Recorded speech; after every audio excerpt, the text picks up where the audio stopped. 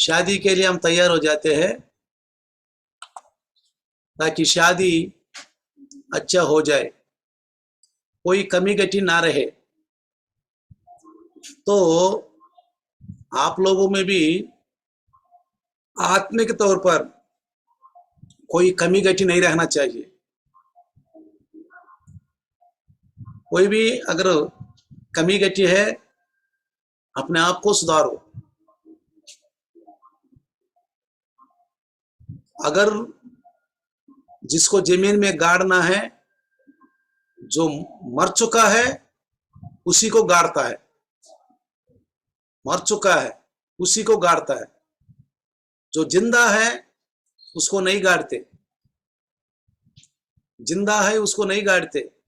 अगर जिंदा को गाड़ेगा तो उसके ऊपर जो कानून की तरफ उनको जुर्म हो जाएगा। जो मरा है अगर उसको नहीं दफनाएगा उसमें भी एक्शन हो जाएगा। तो आध्यात्मिक तौर पर तो यीशु मसीह ने क्या कहा, आइए बाइबल खोलेंगे एक बार। आप सब लोग बाइबल खोलेंगे। यीशु मसीह ने क्या कहा, यूहन्ना सुसमाचार, यूहन्ना सुसमाचार 3रा अध्याय। यूहन्ना सुसमाचार सब लोग निकाल दीजिए, बाइबल को ध्यान से देख लीजिए। 3रा अध्याय निकाल दीजिए, 3रा अध्याय 3, 3रा अध्याय 3।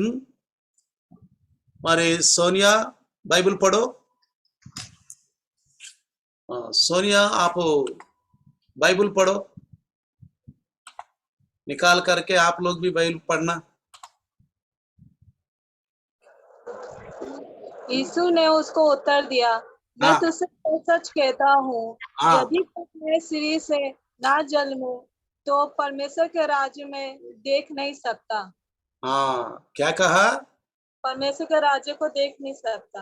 हाँ, अगर कोई नया सिरे से ना जन्मे, यदि कोई नया सिरे से ना जन्मे तो स्वर्गराज में प्रवेश नहीं कर सकता। इसका मतलब स्वर्ग में जाना है हमको। बपतिस्मा का मतलब है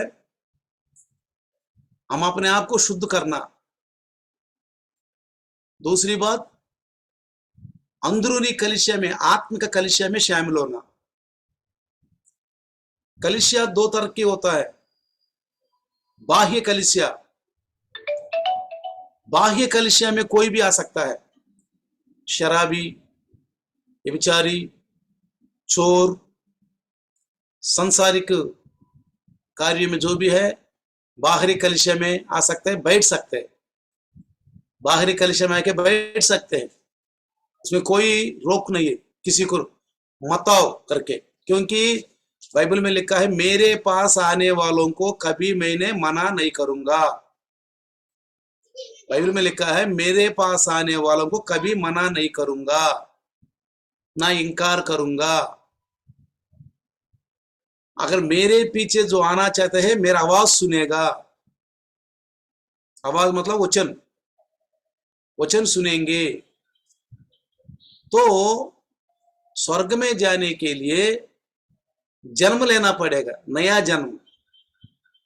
नया जन्म मतलब आत्मिक जन्म, शारीरिक जन्म नहीं है। मां के पेट से जब हम बाहर आते हैं इसको बोलते हैं शारीरिक जन्म। हाँ, सबको प्रभु का ये आशीष है, शारीरिक जन्म।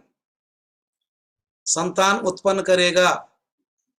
आदम हव्वा को जब परमेश्वर ने आशीर्वाद दिया, संतान उत्पन्न करेगा, इसलिए ये शारीरिक जन्म है। ये आत्मिक जन्म वचन के द्वारा पैदा होना, प्रभु का वचन के द्वारा पैदा होना, आत्मिक वचनों के अनुसार चलना, आत्मिक वचनों के अनुसार चलना। जो भी कमी घटी है वो निकालना, जो बाइबल का विरुद्ध बातें है जो बाइबल का जो विरुद्ध बातें हैं उसको छोड़ना है, एक अच्छे संदेश के नीचे रहना है, बाइबल का वचन के अनुसार चलना है।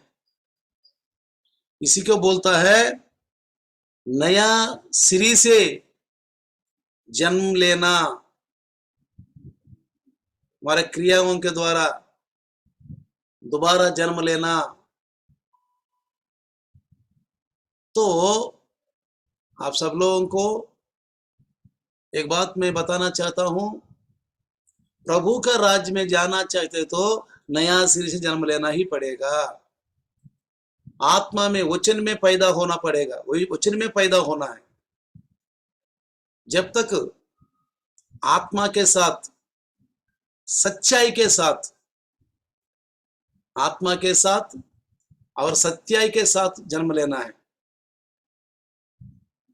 और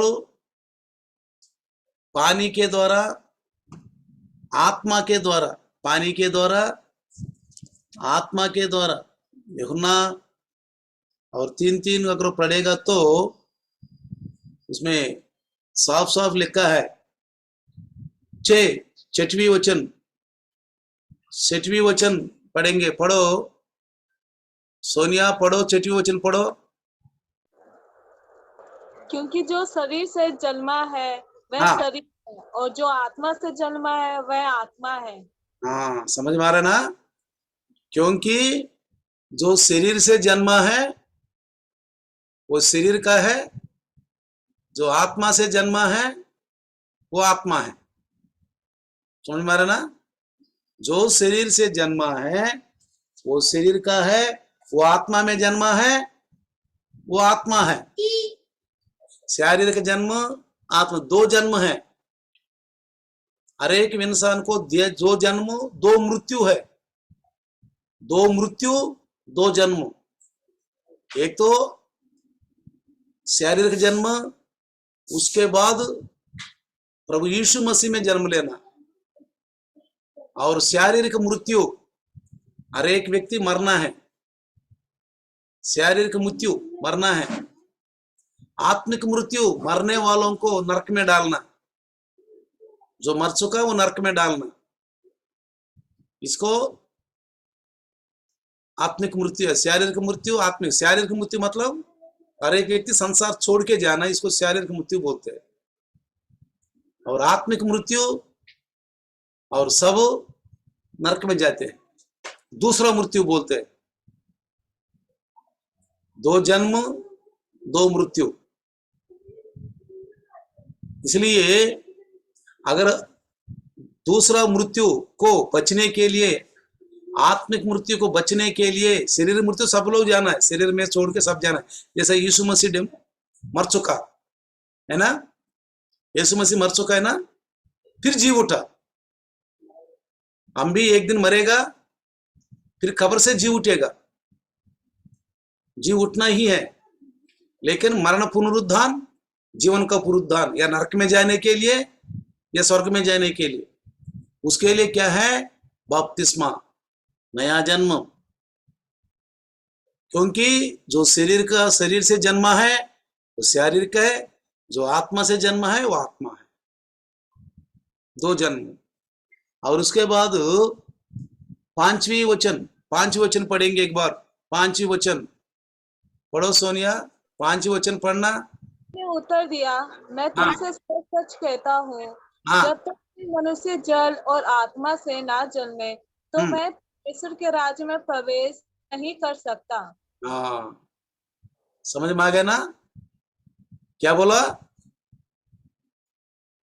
यीशु ने उत्तर दिया कि मैं तुझसे सच सच कहता हूं, जब तक कोई मनुष्य जल और आत्मा से ना जन्मे तो, देखा क्या लिखा है?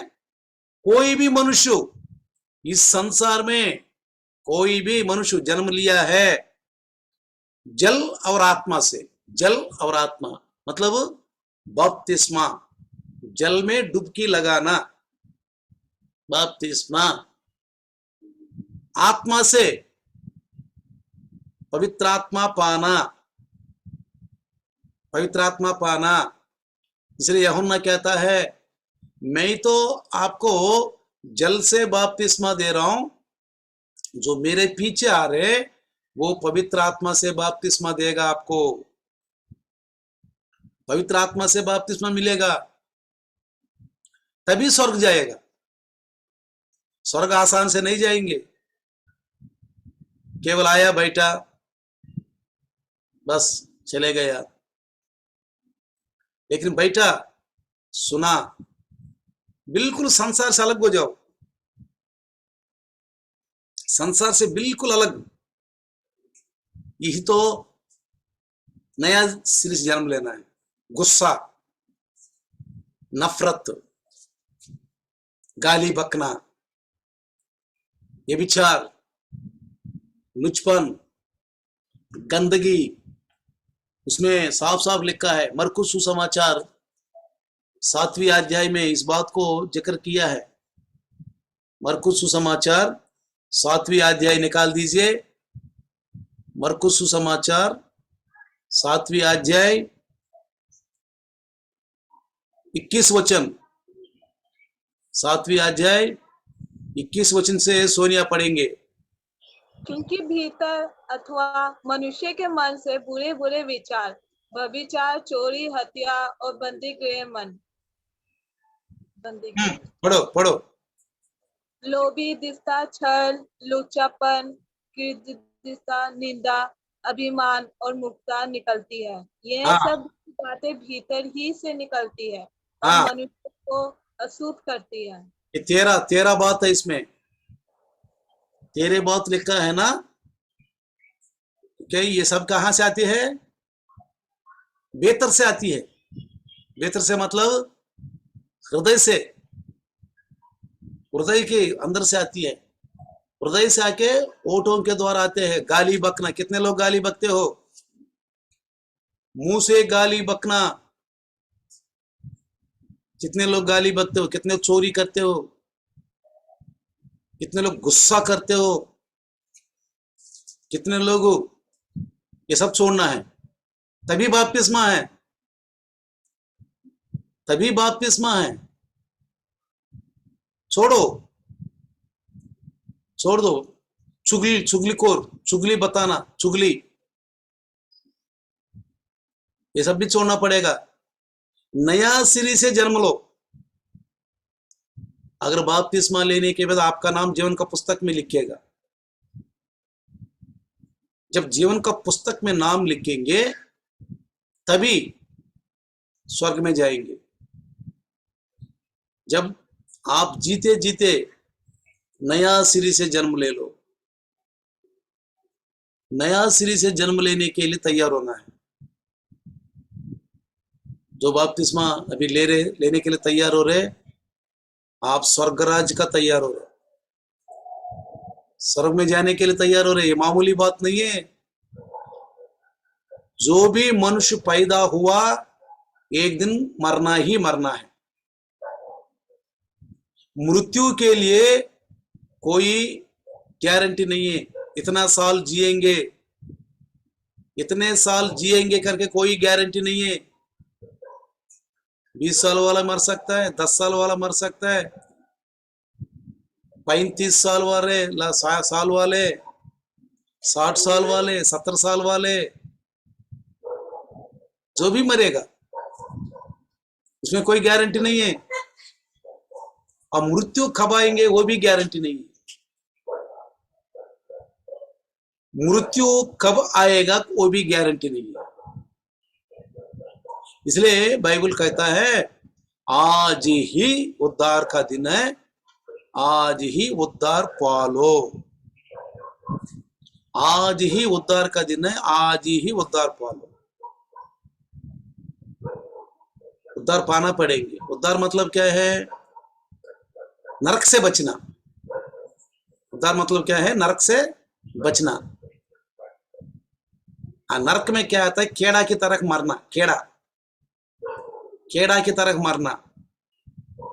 और केड़ा देखो कब मरेगा पता नहीं। केड़ा इंसान के नीचे दब जाएगा, जब हमको मन लगेंगे फट से हम मार देते। चींटी को, मक्खी को, जो भी है, कीड़े मकोड़े तुरंत मार देते हम। हानिकारक है।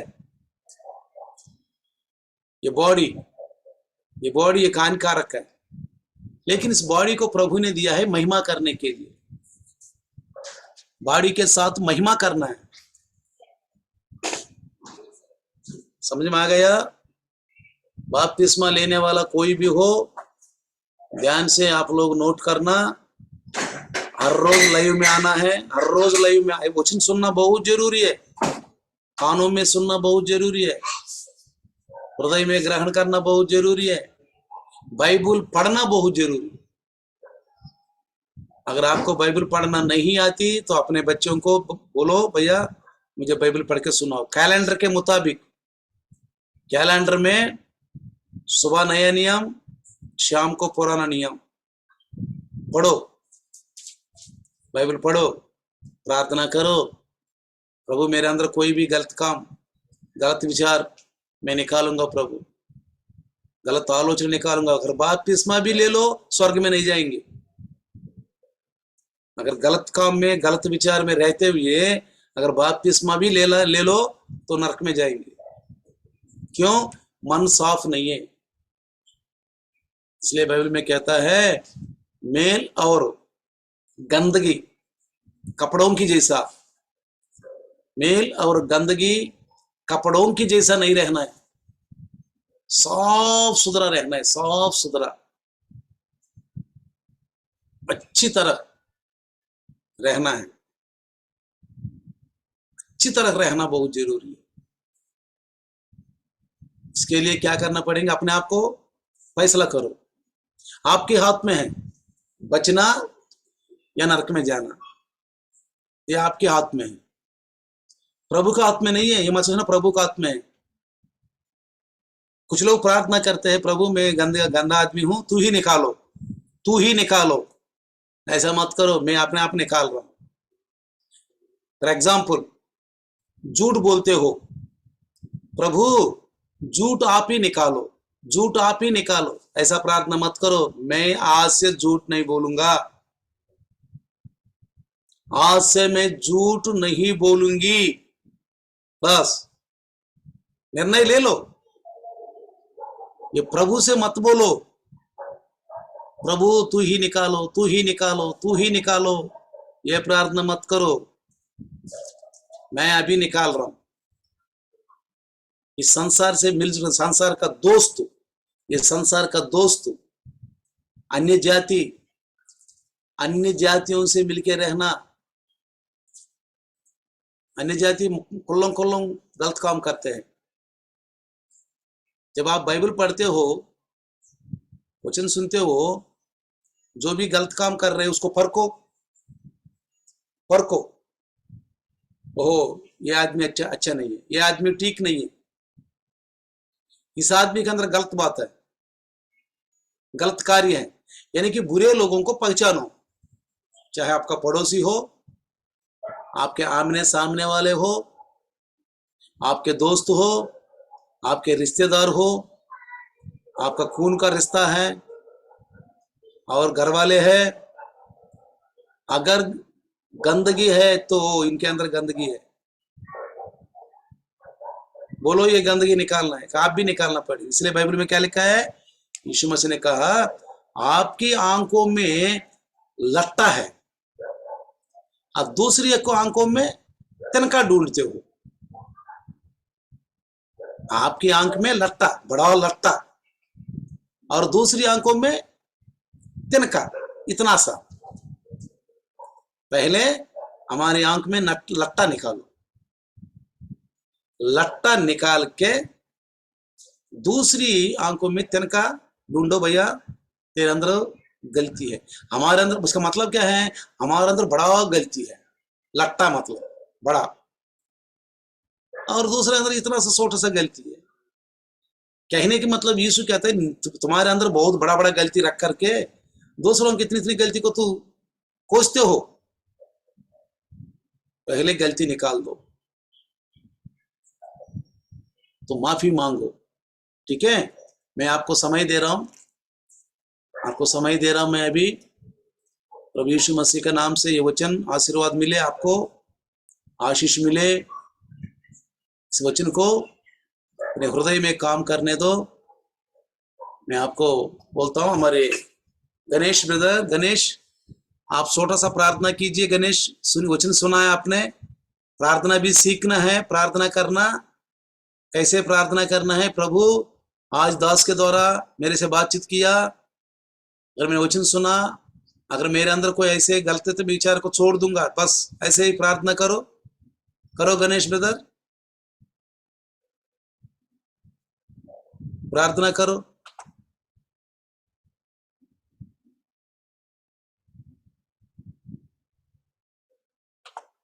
करो, प्रार्थना करो।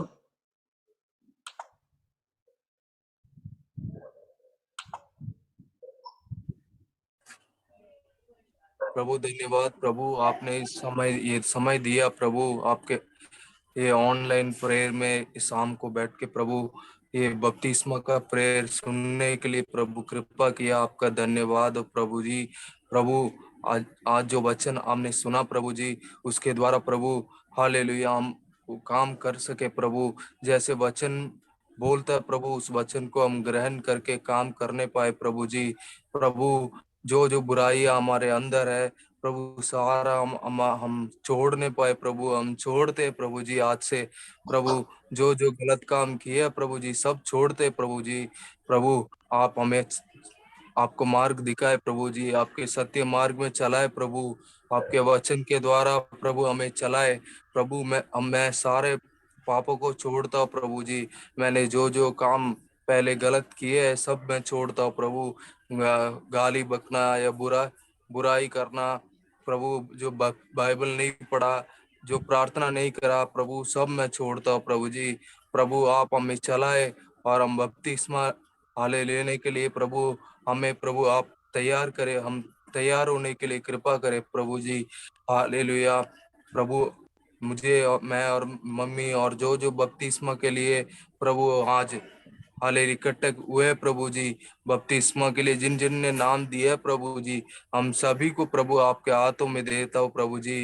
हालेलुया प्रभु, हम सारे प्रभु पापों को प्रभु हालेलुया हम छोड़ दे प्रभु जी।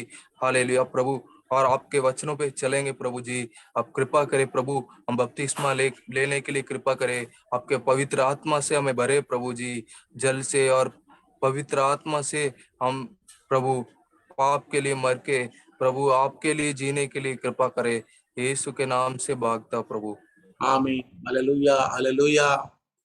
तो अच्छी बात है, इस तरह प्रार्थना में चलना। काव्या आप भी प्रार्थना करो, काव्या आप भी प्रार्थना करो, छोटा सा प्रार्थना आप भी करो।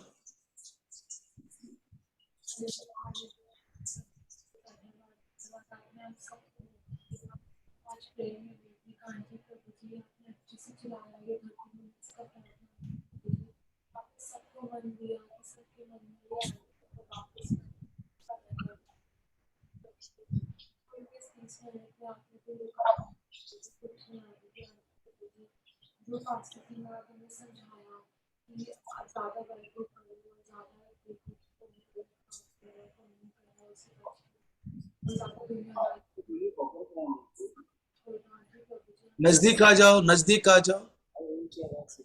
हम सब सही रास्ते में चल पाए और जितने भी वचनों के द्वारा हमें बात करी, जो गाली बकना, ईर्ष्या, सब कुछ क्रोध, गुस्सा दिखाना, जी प्रभु जी अगर हम सब में से किसी में भी ऐसा यीशु मसीह के नाम से हम प्रार्थना करें कि वो हम सब में से निकल जाए, तो हम थोड़े दिन में हम सबको बपतिस्मा मिलने वाला है। हम सब अच्छे से रहे, सारी जो गलतियाँ हैं सब छोड़ दे, नया जन्म ले। हाँ जी प्रभु जी, धन्यवाद प्रभु जी, आपने छोटी सी प्रेयर इतने अच्छे से चलाई। यीशु मसीह के नाम से मैं मानती हूँ, आमीन। आमीन, आमीन। इस तरह रोज आप लोग प्रार्थना कीजिए। शायद हो सकता है तो 4:30 बजे उठिए, आप लोग प्रार्थना का आदत लगाइए।